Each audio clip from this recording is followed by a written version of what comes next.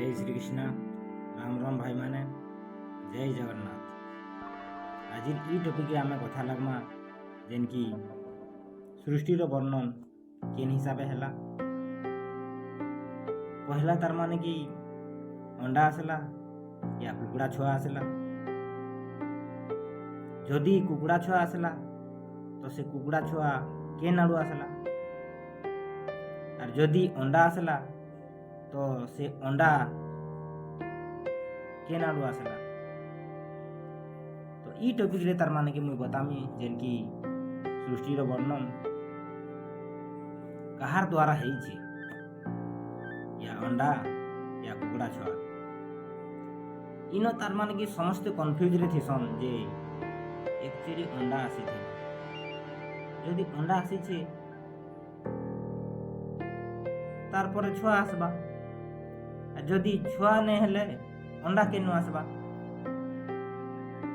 तो ई हिसाबे बहुत लोगर भ्रम अच्छे, से भ्रम के टिके रचे आमे दूर करमा।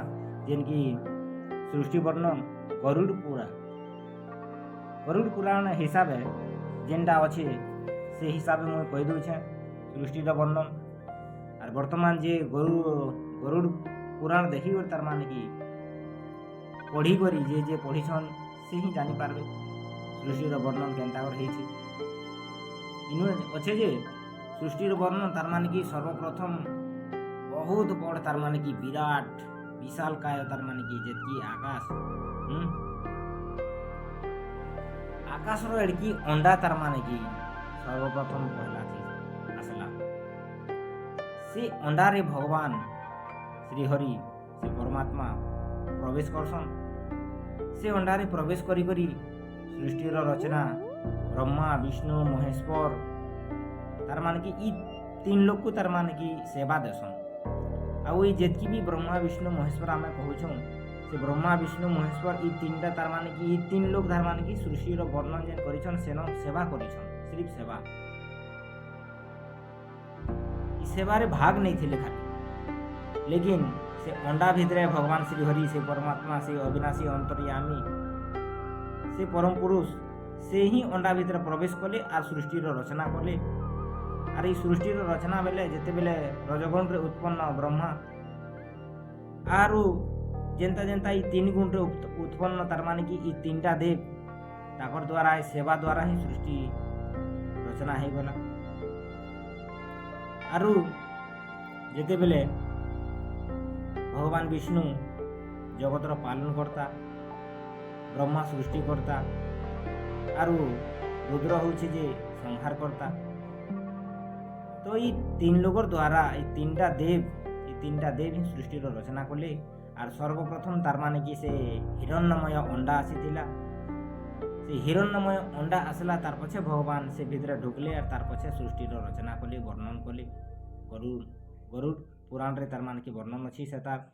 और जहाँके संशय आरो जहाँके भ्रम अच्छे मोर ई कथारे तार माने कि भ्रम दूर हो जाइथिबा।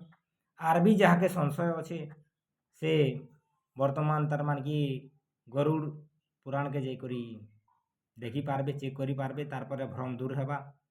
आर भी रामचरित मानस हिसाबे तो अलगा अच्छे, आर भी नानादी प्रकार शास्त्र पुराण रे अलगा है पारे, लेकिन वर्तमान भगवान श्री हरि से यथार्थ गीता श्रीमद् भगवत गीता हिसाबे आर भी अलगा अलगा अच्छे।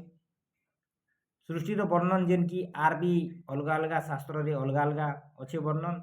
तो सेतिर वर्णन वर्तमान गरुड़ पुराण रे पहला अंडा आसी, तार पछे से अंडा भितरे हिरण्यमय अंडार भितरे भगवान प्रवेश करसन। आरु जदि गीता हिसाबे देखमु बोले सृष्टिर वर्णन जेन की आ ब्रह्मा भुवना लोका पुनरवर्ती नो अजन माओ पेत्युत कंतय पुनर्जन्म न विद्यते। हे अर्जुन, ब्रह्मा ठारू कीट पतंग जेतकी भी तार माने कि उत्पन्न जेतकी भी हेइछन ई सबु देवता जहाँ किछि भी से सबु दुखर गंताघर क्षणभंगुर नस्पर इहादी अछन तो काल के नहीं न। तो सेतिर लगी आर रामचरित मानस भी अलगा अच्छे, जेन की भगवान श्री राम सेन भी ताकर अलगा अलगा वर्णन अच्छे से सबू। तो भगवान राम ही तार माने कि सबू से अविनाशी अंतर्यामी से निराकार ही सबू जात और सबू तार माने कि हेइछे ताकर द्वारा ही सबू होइछे। ନାନାଦି ପ୍ରକାର ପୁରାଣ ପାଠ ନାନାଦି ପ୍ରକାର ସେସବୁରେ ନାନାଦି ବର୍ଣ୍ଣନ ଅଛି। ଯେନ୍ତା ରାମଚରିତ ମାନସରେ ଭଗବାନ ରାମର କେତେ ବର୍ଣ୍ଣନ ଅଛେ, ଶିବ ଭଗବାନ ଆର୍ ପାର୍ବତୀର ପ୍ରସଙ୍ଗ ଆର୍ ତାଙ୍କର ସମ୍ବାଦ ଶୁଣିଲେ ହିଁ ଗୋଟେ ଜଣେ ଜାଣିପାରବା, ନାହେଲେ ନାଇଁ ଜାଣିପାରେ। ତ ଆପଣମାନେ ଯେତ୍କି ବି ଦେଖୁଥିଲେ ସେମାନଙ୍କୁ ବହୁତ ବହୁତ ଧନ୍ୟବାଦ ଯେ ତାରମାନେ କି ଜାଣିପାରୁଥିବେ ଯେ ସର୍ବପ୍ରଥମ ଅଣ୍ଡା ଆସିଲା କି କୁକୁଡ଼ା ଛୁଆ ଆସିଲା। ଇନୁ କ୍ଲିୟର ହେଲା। ଆର୍ ଥରେ କହିଦେଉଛେଁ ଯେନ୍କି ପହିଲା ହିରଣ୍ୟମୟ ଅଣ୍ଡା ଆସିଲା, ତାରପରେ ଭଗବାନ ଅଣ୍ଡାରେ ପ୍ରବେଶ କଲେ, ତାର ପଛେ ପ୍ରବେଶ କରି କରି ସୃଷ୍ଟିର ରଚନା କଲେ। ତ ନେକ୍ସଟ ଭିଡ଼ିଓରେ ମିଲମା। ଜୟ ଶ୍ରୀରାମ।